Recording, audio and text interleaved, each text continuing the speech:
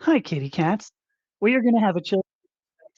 Uh, we've tackled some tough subjects, and I have a really meaty subject to talk about on the weekend. So tonight, I really just have three small tidbits. One about my mental health, also about a new tarot deck that I picked up, and an article that I found relating the way genetics is taught actually to the level of discrimination in the students to whom it is taught. So go and grab a cuppa, relax, 'cause, that's what I intend to be doing tonight. We'll play a little bit of game as well. Alright, so let me see who we got here just really quickly. So, Genevieve, good to see you. Hello. Angela, oh, hi, Yasmin. Good to see you. Hey, Margie, I'm glad Margie's here. And Emma. Hello, Emma. Glad to see you. Oh, right. Margie just bought a skating helmet, so skating lessons, and then she's gonna do roller derby. So, let me talk about who I am. So, I'm Dr. Amethysta Herrick. I am both a scientist and a content creator. I discuss identity and gender using the scientific method. I see my wife is here too. Hello, Ildiko. Um, you can find out much more information about me and the work that I do at my website, which is right down there below. That is purplepawclan.com. There's a page there that's just about me, my story.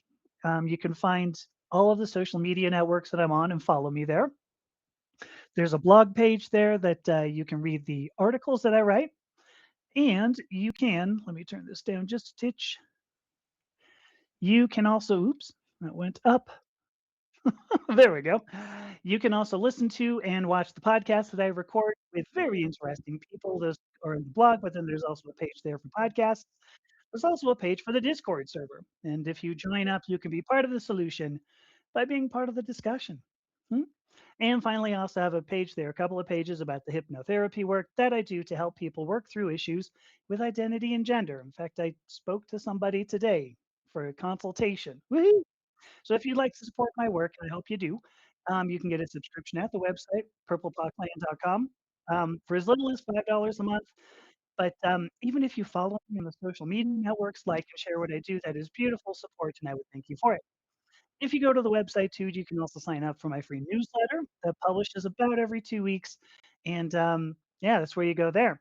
I also like to publish other people's work on the website. So if you'd like to contribute your original work in identity and gender, then please email me using the contact page on the website, which for the last time, purplepawclan.com.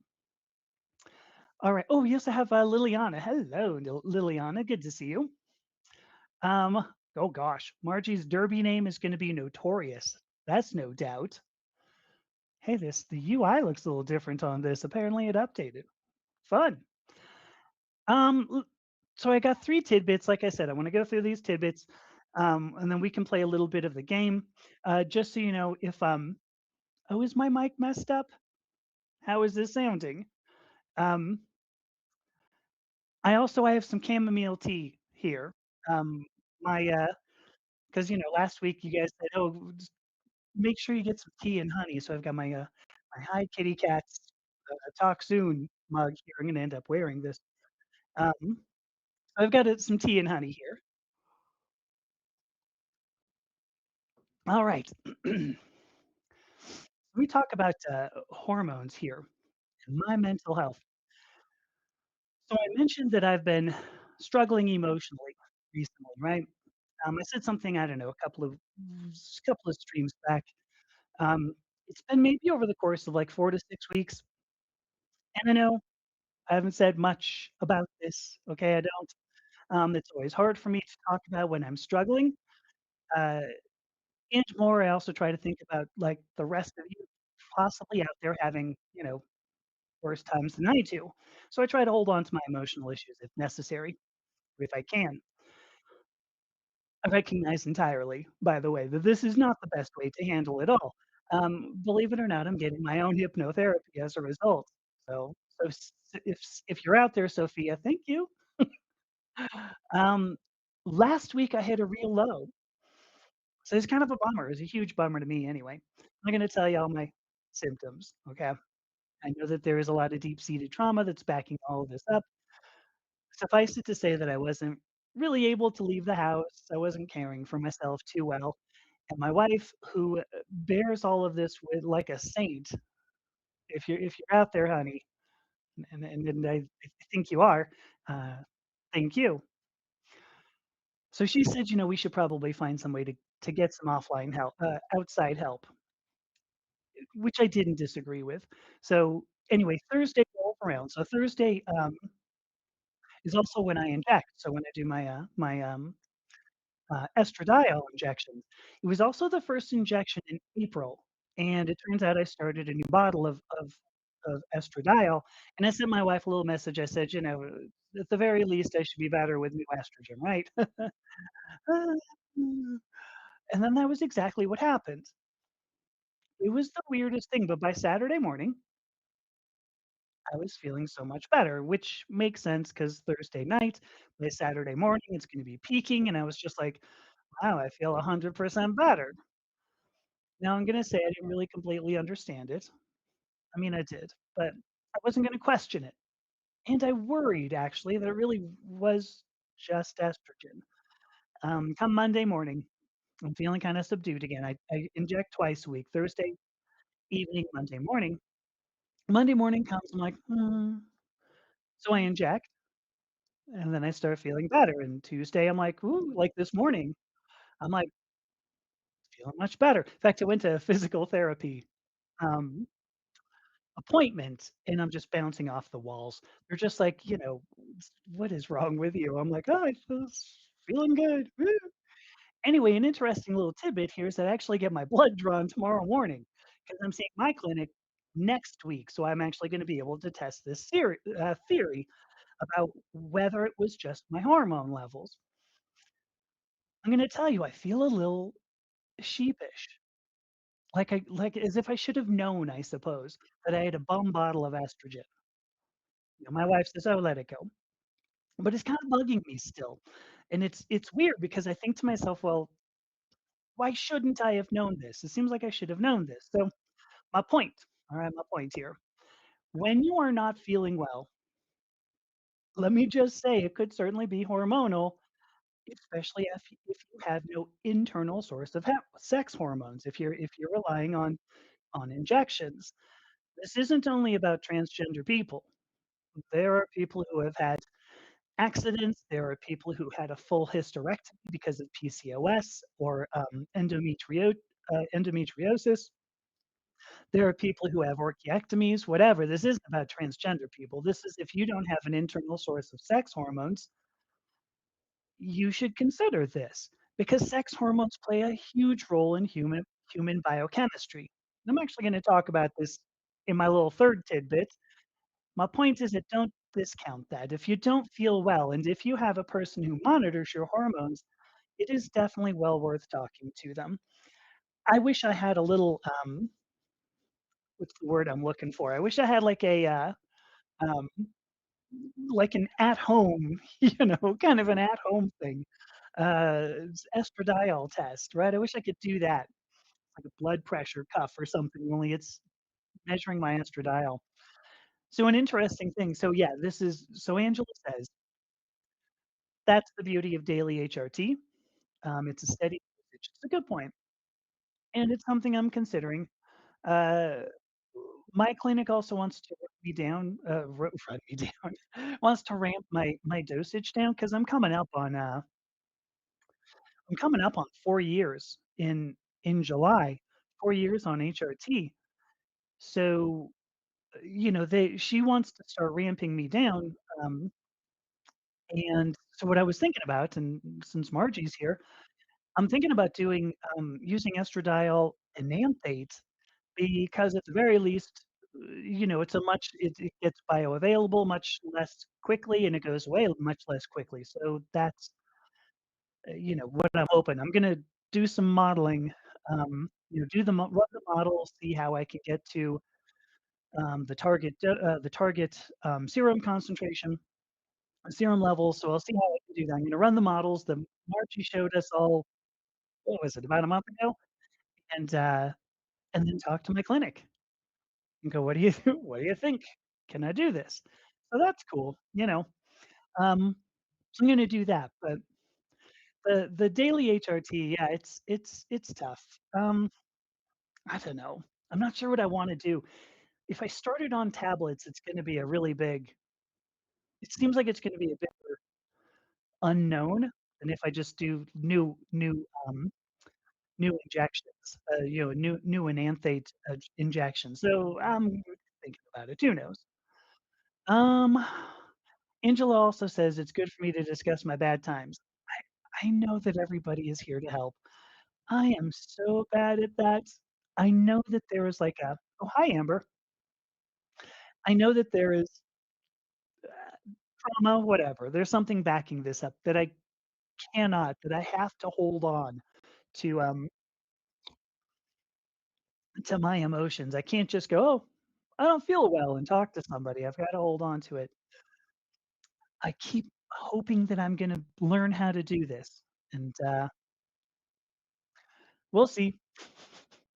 We'll see. I'm doing my best. Um, I think I do. So here's Louise. Louise said, "Hello." I thought you had left, Louise. Louise mentioned the, ooh, excuse me 1 second, let me use a tissue really fast. Um, Louise had mentioned the thumbnail for this live stream. Um, that is not me. That's not a real picture of me. I put 3 or 4 photos into Midjourney, so this is an AI thing, and said, "Could you put wings on this particular photo?" And it generated something 100% different. I was like, "All I wanted was wings." Like, what the hell was that?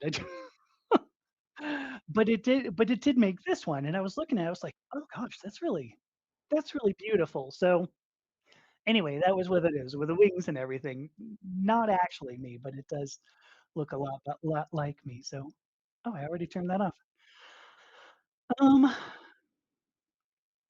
oh gosh, this is a great idea. So Margie says one thing she still uses estradiol tablets for is as test doses. So if she rapidly feels better by taking one, then estradiol levels are a likely culprit. That's a phenomenal idea. Thank you for that, Margie. I would not have thought about that. All right, there you go. Hi Miranda and hi Bo. Louise is saying, "Oh gosh, she was off HRT for 20 years." Oh, because she just didn't bother with it. She had one long, long hot flash during that time. We also moved to Texas, I believe, and if I remember correctly. I think that is just a hot flash, but oh, and the whole point, by the way, with estradiol valerate versus estradiol enanthate, the point is that, yeah, estradiol enanthate, because it becomes bioavailable much less slowly, much less rapidly than valerate is that also means that you have a bigger, like, reservoir there, so it drops off more slowly once it becomes bioavailable. So anyway, there you go. Interesting here. So Angela says she's had the same dosage for 36 years. I'm fascinated by that. Because my clinic's like, listen, you've gone 4 years. It's time for you to ramp that down. And I'm like, why? And then she goes, because you know people your age, women your age, don't have that level of estradiol. And I'm like, so like, why do I care? But I'll tell you, and you know, if you want to call these first world problems or whatever, I'm not really sure. But I think I'm done, like, growing up here. I I got quite a bit, and, my, I did get some augmentation, not a lot, but, like, my I still hurt. I'm still hurting. So I'm kind of like, I'm ready for my cat not to step on me and me to go, I'm ready for this all of this area here to stabilize. There's that too. Um, so Margie, so you're saying due to greater molecular weight, but if I understand correctly, the conjugated ester actually comes off. I mean, as it converts, becoming bioavailable, isn't that right? Maybe I misunderstand how it becomes bioavailable, but it isn't necessarily just movement, but was a movement to a point where it can become bioavailable. So okay, I think think I'm hearing you. Never mind. Miranda, thank you so much. I know all of you are here for me. I really do. Um, see, Angela, I don't know. This seems typical. Transgender women in particular, we sort out our emotions on our own. It's a bummer. Um, yes, Emma, this is typically the so Tuesday, yeah, Tuesdays at 5 PM. I'm like checking my clock. Tuesdays at 5 PM and then Sundays at 2 PM, Mountain Time, always Mountain Time. All right, let me move on just a little, not just a little bit. Let me move on here. The next thing I want to talk about is a tarot deck that I got. I've done live streams, right? I use tarot as a way to think about my own thoughts. I think that's the best way to put that. And thinking about what's going on in my life, I use a tarot deck because it usually forces you to think about your life in ways that you may not have thought about it or typically have thought about it. So I think it's a valuable thing. I don't think it's great for predicting the future, but I think it's great as a what is it called? Just like shoot, I was absolutely in my head, had the word in my head. It's great for, like, insights on just what you're thinking about. So, I use tarot. Some months ago, yes, we're gonna be playing a deck of cards, unfortunately, but, um, so some months ago, I got into my head, I'm walking along and I go, "Oh, I need a new tarot deck."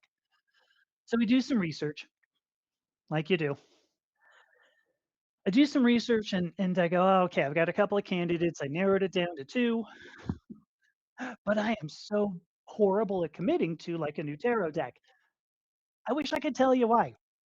'Cause, like, the cost is usually 20 bucks, 30 bucks, like, it's not like you're buying a car, but I think of a tarot sort of like a pet, and maybe this is weird, but I think of a tarot deck kind of like a pet, and if you get a pet, I think, you take care of that pet for as long as you can, I mean, unless there are some really extenuating circumstances.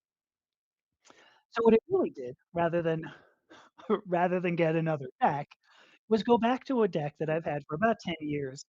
Um I think I got it maybe in 2015.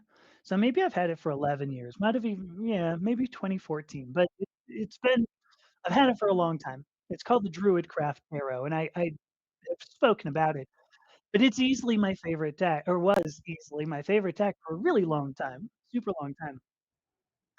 In part because I am a member of the Order of Bards, Ovates, and Druids. Yep. Um, the Druidcraft deck was designed by the Chosen Chief. Uh, at the time, it's a new person now, and I loved it. It was so great. And then I started gender transition. And part of why I ended up doing live streams and podcasts and stuff, why we're talking today, is that my relationship with my spirituality shifted as I was changing gender presentation. So you know that well, maybe you don't, but a couple of years ago, I've got some podcasts with people talking specifically about that. Um, if you care, it's let's see, Josephine McCarthy, Jenna Tellendrew, Christopher Hughes, and Mara Starling. So those are all 4 esoteric authors that I spoke to that I recorded a podcast with and said, "Hey, let's talk about spirituality and gender." Anyway, I stopped using this deck, the Druidcraft deck, um, because I was kinda conflicted about what I was going through. I was going my relationship was with the universe was kind of masculine, but I was feeling feminine, and it was turning weird. And so I put that deck down, and so I picked it back up, right? Anyway, I picked it back up because 'cause I'm like, "This'll be fine." I don't wanna have to commit to a new deck.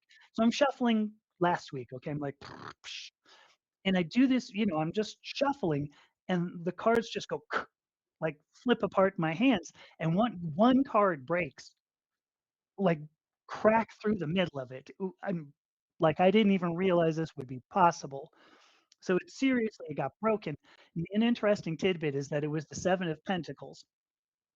One of the aspects of the 7 of Pentacles is that it advises you to go and reduce the clutter in your life. And I go, "Oh, is that kind of an omen?" So, anyway, I'm looking on Amazon. Sorry for that, by the way.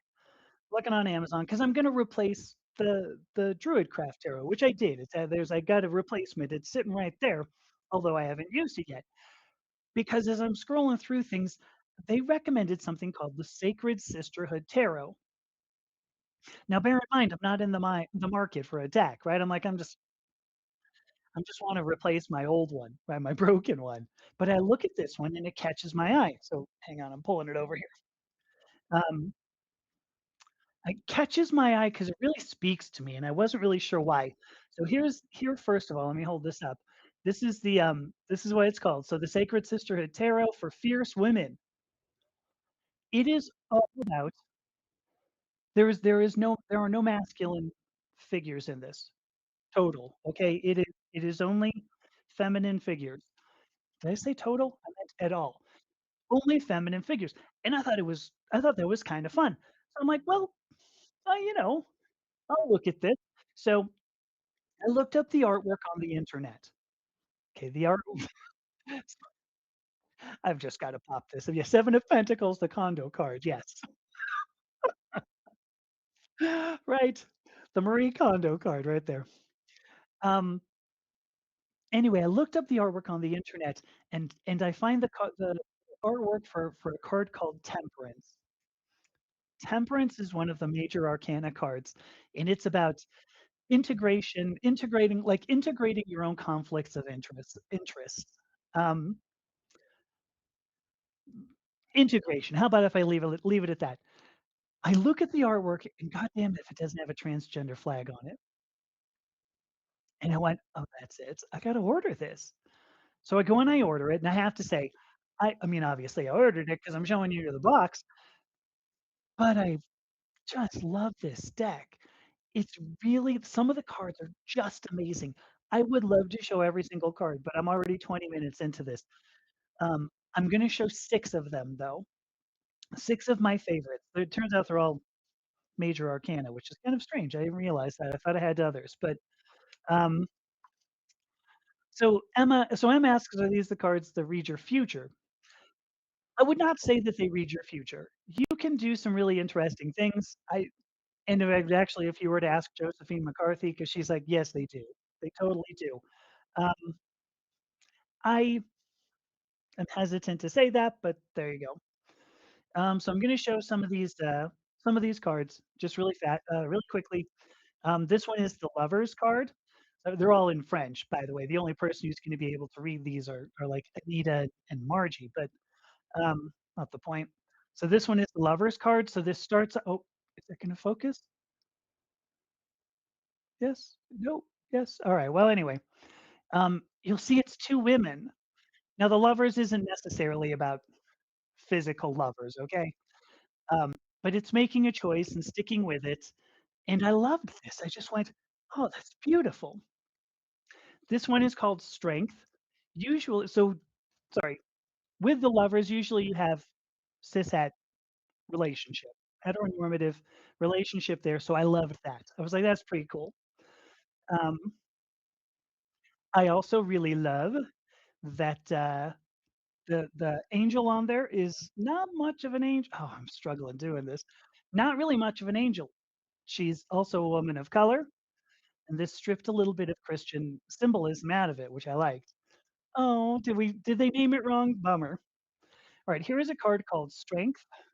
How am I doing this? Okay.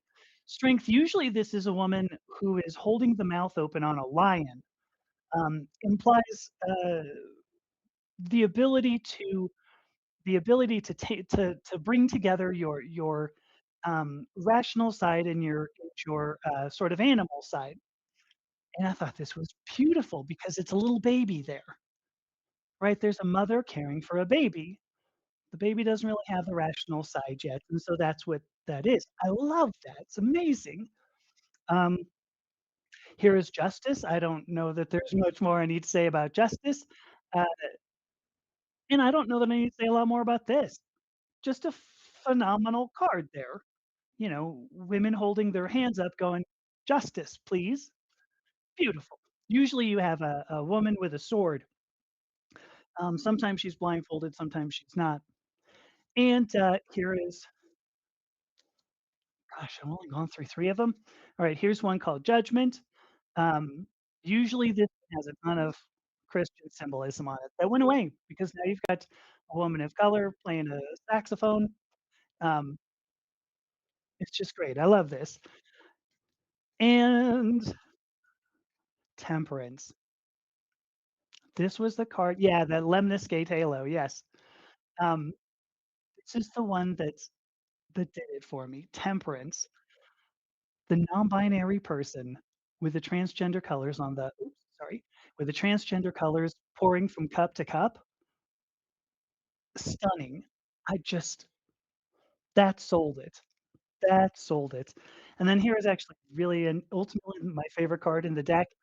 It's funny because these always end up being my favorite card in the deck. Usually this is called the Empress. In the Druidcraft Tarot, she's called the Lady, which is like the goddess of the earth. She represents feminine fertility, nurturing, love, and just look at this card filled with beautiful flowers, and just the woman is amazing looking. Uh, I'm just in awe. I just love this deck. I've used it only twice now, and both times I've just been like, "Wow, that is amazing." So, I'm getting paid nothing for this, but Sacred Sisterhood Tarot, if you wanna be all about femininity, the feminine, um, you look into that. It's beautiful. Alright, let me go through some of these things, sorry. Um, so Miranda says one of the greatest benefits of transition is the greater ability to process a moment of emotions and more friends to process with. You know, the thing is oh shoot, there was other things I missed here too. I'm gonna go back to you, Margie, I swear.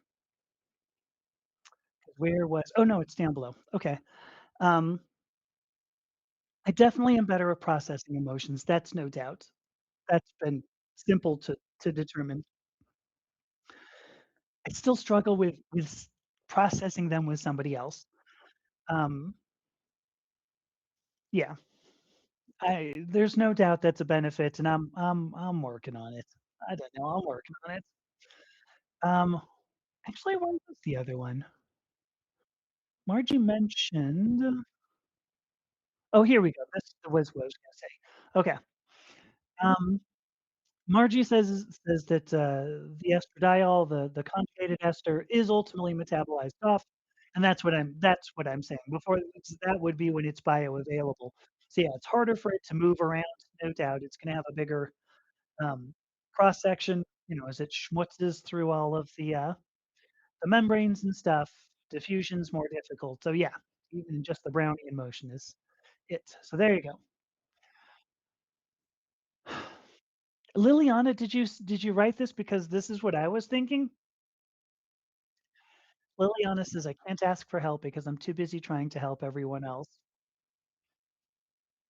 I think that was what I was trying to say, and you were much more succinct.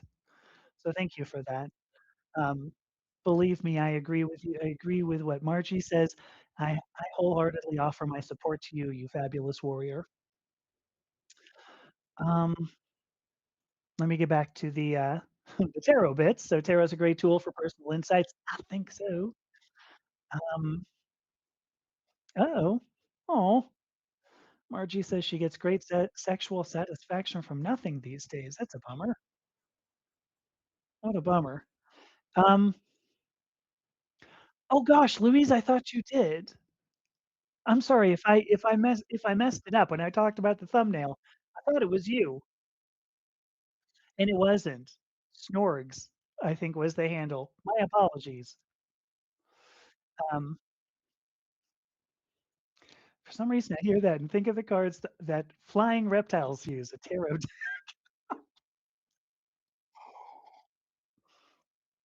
I'm not sure if that's I'm not sure if that's what they do, but it was funny.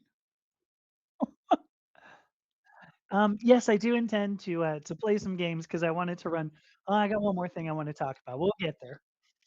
Um, get the condo card. Gosh, I can't believe we can't find tarot decks on Amazon. That's crazy. You may you may actually have to go to, you may have to go to, like, not the Amazon, but like, the, Jurassic era. It's just a thought. And this is pretty good. Amazon is more for ichthyco. Oh, you are some strange people. Oh gosh. So Anita has so one of the decks made by Aleister Crowley. This is called the Thoth deck. That's I have one of those, and whenever I really wanna be like, when I want to, like, get a reading and just go, "Just hand it to me straight," that's the one, because the Thoth tarot always goes, bam, smack you in the head with it, and I'm like, "No, come on." So I don't use it often. I have another deck actually by Josephine McCarthy that is worse. The Crowley deck, the Thoth deck goes, "Hey, I'm handing it to you straight." The Josephine McCarthy Magicians deck, the Quaria Magicians deck, it's called, says pretty much, "Hey, I know you didn't ask, but here's all those answers that are inherent. Did that hurt? Shouldn't have asked. Thanks, Josephine." Oh, I love this. I didn't know you played saxophone, Emma. Awesome. Look at you. Um, I'm not sure who is the beauty on that one. There's so much beauty in this deck. It is just a gorgeous deck. The other thing too, it's a crazy thing. They're all over there. I don't want to get them. The card stock. It's interesting. I pulled them out of the box and I went, "That's weird with a card stock. That's kind of strange." I was like, "Are they just cheapy?" So first of all, they're not shiny, which I like actually. It's a matte finish on them, but the card stock is probably 50% thicker than most of the decks I've got. It was a crazy thing that, when I looked at the deck next to another one, and it's like, here's my standard deck, here's the Sacred Sisterhood. I was like, "Oh, this is gonna last forever and a day." Wow. So, anyway, beautiful deck, loving it. Um, Miranda had a Native American deck in the '90s, kept telling her to go on an internal journey, so she threw him away, got married and married anyway. Ask her how that worked out. Yeah, it was the unsolicited advice deck. They're all unsolicited advice. Wait a minute, Emma, I can call you strange. You are absolutely, you're absolutely wonderful too. So, all right, let me see. What do we got here? I only got one more thing, and then we're gonna play some games. There was an article that I found. It was this morning. I'm just, I'm scrolling through Google or whatever. I don't even know, but I'm scrolling through some list of things that I get, articles I get. And I come upon this article by a guy named Dr. Brian Donovan. Um, he has a PhD in something called science education. So, quick points about science education. Um, it is a study of how we teach science. So, like, it's whether we're teaching science in a way that's effective is one thing. Are students learning anything? Which is kind of important because if you're teaching science and all the students are like, "Quoi?" Then that's no good. But it's also about how science ends up being presented that works its way into, what do we call it? Common parlance. The Anita had a specific phrase for it. It was common understanding um, but that's another part of what science education does. So I've spoken more than enough, I think, about how science is not just a collection of facts, right? That science is a process of finding out where we went wrong in our understanding of the universe, and then through observation fixing that. In fact, I left a comment to a viewer about an hour ago, maybe an hour and a half ago, about just this. And the point is that if science at some point goes, "Oh gosh, turns out we were wrong," good. Like, that's the way science is supposed to work. It's only when science goes, "Well, I think we're all done learning here. We're just playing right and we can move on." That's the way science is not supposed to work. So, science education. What, Brian Donovan studied is genetics. So how genetics can be taught in high school. Now his question, he wondered, because you always have to have a question, right? So his question was, what happens if you teach genetics specifically in a way that disproves bioessentialism? You're going, all of you out there going, "Oh my god, are we really gonna talk about bioessentialism again?" Yes. Brian Donovan wanted to know if you taught genetics in a way that you showed there are no separate male biochemistry, female biochemistry, white biochemistry, black biochemistry, that ultimately at base there is only human biochemistry, the variations among every single one of us, between you, between me, between people of the opposite sex, between people of other races, is less than 1% of the entire human genome. So if you teach that, what's the results? The results, believe it or not, students were far less prone to engage in bioessentialist discrimination, specifically racism and sexism. That's a fascinating result because right now science, let me put that in finger quotes. Science is being used to justify bioessentialist discrimination. You've seen the, well, it's only XX or XY argument, right? The standard conservative anti-queer rhetoric, but it's also that book from the 1990s, like The Bell Curve, which says, why don't black people perform as well as white people? Well, it's genetic. Certainly not because of the effective stigma that we've studied for at least 40 years, but it's also the glass ceiling that women find in many industries, that you have women who are not promoted despite being more qualified, despite women, maybe you remember this podcast, actually getting much more education than men these days. Now, obviously, all three of those, the anti-queer rhetoric, the bell curve, the glass ceiling, these are bioessentialist arguments that are false, that are wrong, because there is only one human genome, period. And that was how what Brian Donovan was studying. So imagine, just imagine, think about this for a moment. If all we did, if the only thing we could change in this world was to teach children, say Emma, about how science really works, the result is a more peaceful society. How fascinating is that? Because science is not a weapon. Science was never a weapon. Science is a way to understand. Science is not a way to manage people. And the article that I read is proof of it. I believe is proof of it.